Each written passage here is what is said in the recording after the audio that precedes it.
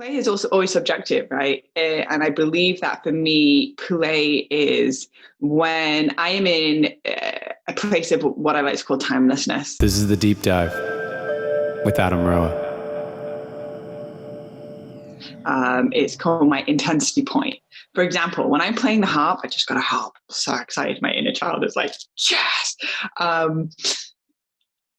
When I'm playing the harp, hours can feel like minutes, and I am just drift off into this timelessness. And I feel like this is one of the greatest paychecks I can ever pay to the universe, is me being in a timelessness state.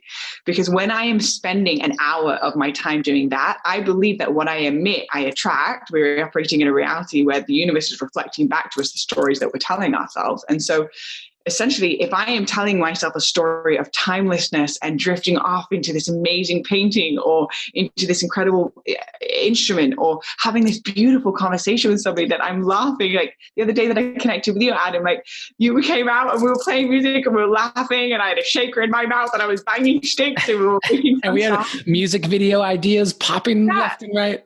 That was play to me. And yet also we were writing a song while doing it. We were creating music. We were evolving in our musical abilities, and hours felt like minutes. And for me, that is the frequency of play. So play doesn't mean that I'm sitting in a sandbox building a sandcastle like the typical archetypal version of play, but it can be I'm playing while making a really delicious meal and I'm really enjoying making it into a piece of art and presenting it in a beautiful way. For me, that's play too. So it's always up to like whoever it is that's doing it, but really, can we tap into the feeling of the timelessness that we're emitting to the universe? That is the sweet spot.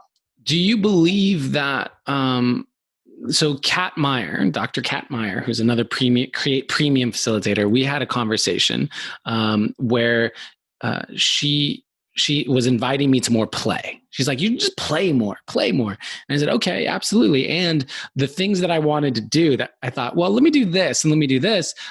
She said, well, you're seeing those as still having this purpose to like bring you to someplace. Do you think that play and purpose, like, can it be play if you're doing it for a purpose? So that's a really, really great question. I feel like if we are so attached to the outcome of it that we desaturate our fun while doing it, then it actually taps it out of play.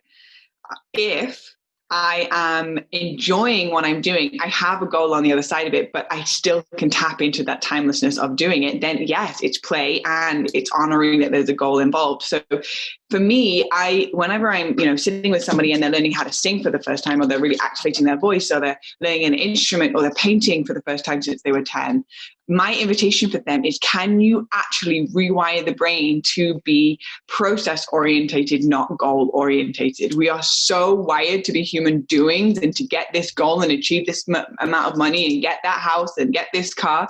And we're constantly doing these things to get to this goal orientation, but we're desaturating the process in itself, which is the only moment that exists for the rest of our lives. So if we're living for some sort of future timeline, it's like chasing a carrot at the end of the stick. Can we actually come back to, it doesn't matter how it sounds when I sing. It doesn't matter if I actually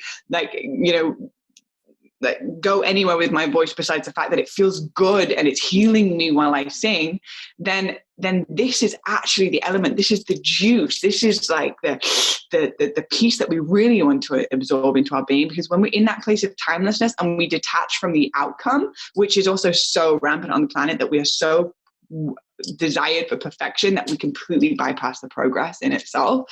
And so how can we be in process orientated progress mindset and allow ourselves to absorb the nutrients of the moment while actually learning a skill or evolving our brain cells, or being able to create new neural pathways in the brain of something that I didn't do yesterday?